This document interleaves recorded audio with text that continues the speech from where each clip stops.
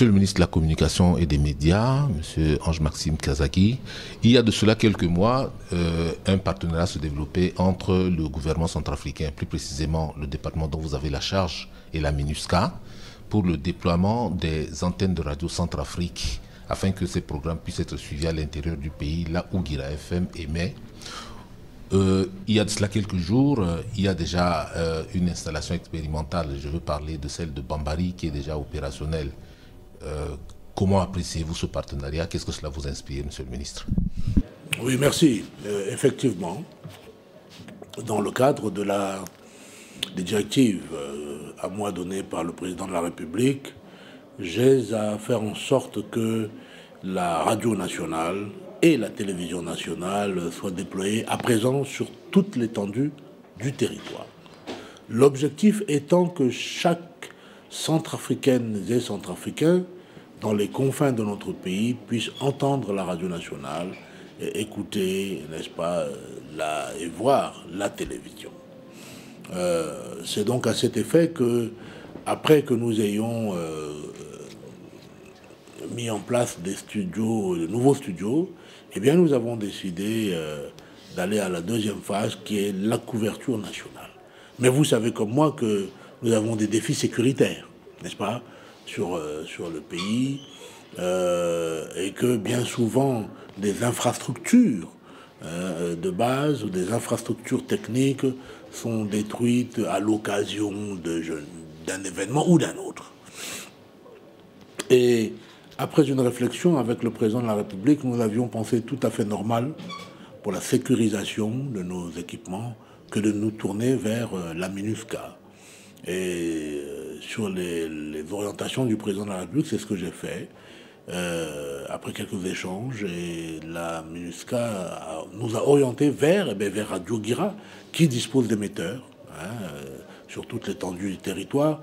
Et la réponse est venue très vite dans le cadre, n'est-ce pas même, d'abord de la collaboration, de la coopération entre la MINUSCA et notre pays, mais aussi dans le cadre de la coopération entre mon département et la MINUSCA, puisque nous avons une bonne collaboration avec eux, et dans le cadre d'ailleurs du mandat, n'est-ce pas, de la MINUSCA, qui consiste à soutenir les actions de communication de la population, du gouvernement vers les populations. Voilà comment cela est passé. Et bien entendu, pour finir de répondre à votre question, j'apprécie cela vraiment à sa grande valeur. Monsieur le ministre, 2020 sera une année électorale. Quels sont les garde-fous qui seront mis en place de telle sorte que les candidats sur le terrain ne puissent pas se rentrer dedans et donner une mauvaise image justement de ce grand effort que vous êtes en train de faire pour desservir le pays en termes de signal de radio et de télévision? Bon, vous savez, on ne peut pas diriger le comportement des gens malgré eux. Je pense que quand on est un homme politique, une femme politique, un candidat, on se doit à un certain nombre de comportements, n'est-ce pas? Si je comprends bien votre question, d'ailleurs. On se doit à un certain comportement, à une certaine réserve, même si c'est dans le feu de la campagne, dans le feu de l'action, etc. Et nous voulons penser que les uns et les autres seront dignes de cela. Maintenant, nous ne faisons que mettre à disposition des infrastructures, nous mettons à disposition des antennes, nous mettons à disposition une couverture, il va leur appartenir d'en profiter. Mais ce que je veux dire pour compléter quand même la première partie de votre question, oui, nous avons commencé par Bambari, c'est fait. La MINUSCA, pour nous et pour Radio Guira, a déjà transporté d'autres émetteurs à Boire et Berberati. Et nos équipes iront là-bas, dans quelques jours d'ailleurs. Bientôt, des émetteurs seront transportés par la MINUSCA sur les sites de Radio Guira à Obo et Bangassou. Nos collaborateurs iront, et ainsi de suite, pour que progressivement nous allions vers la couverture nationale. Et ici, c'est un exemple de mutualisation des infrastructures. Et vous savez qu'on est dans une ère où les grands projets, n'est-ce pas, mutualisent les infrastructures. Vous voyez aujourd'hui, à travers le monde, je souhaite que chez nous cela se fasse de plus en plus, mais les opérateurs de téléphonie mutualisent, n'est-ce pas, leurs infrastructures.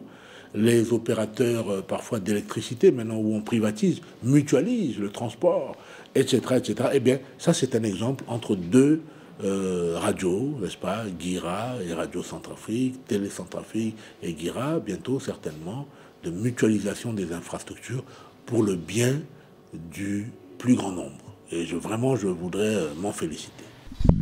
Monsieur le ministre, la mission des Nations Unies en Centrafrique, la MINUSCA, n'est pas éternelle. Un jour, cette mission prendra fin. Qu'en sera-t-il du lendemain justement de ces installations ou encore de ce partenariat-là? Bon, je pense que toutes choses sont faites avec sagesse et intelligence. Et elles doivent être faites, un, pour la continuité, deux, pour le bien, comme je l'ai dit tout à l'heure, du grand nombre.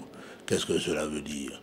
Cela veut dire que du fait que nous ayons ce partage n'est-ce pas, d'infrastructures, le jour où la MINUSCA se retirera de chez nous, ça ne sera pas un démantèlement, n'est-ce pas, mais tout simplement ce sera une mise à disposition.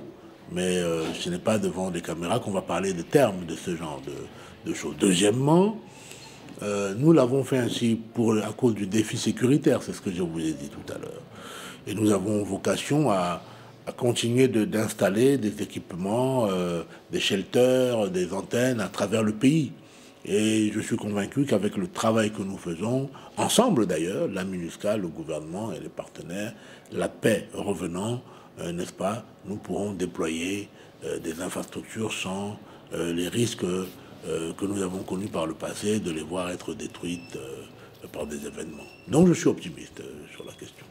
Oui, monsieur le ministre, pour terminer, certainement un message pour que ces outils soient préservés, gardés, tout ça. Qu'est-ce que vous dites à la population ou aux bénéficiaires justement de ces équipements-là?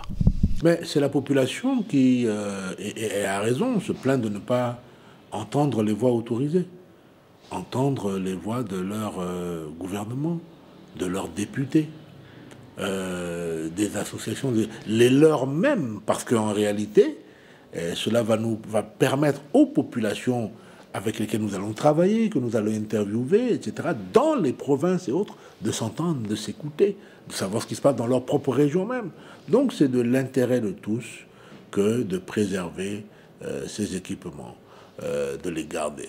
Vous savez, il y a des pays où il y a eu des conflits, où il y a de la guerre, on n'a jamais touché aux infrastructures.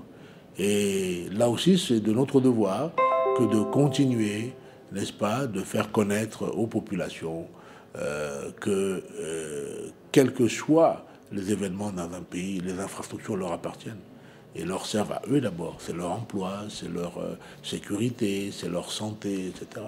Voilà ce que je peux dire.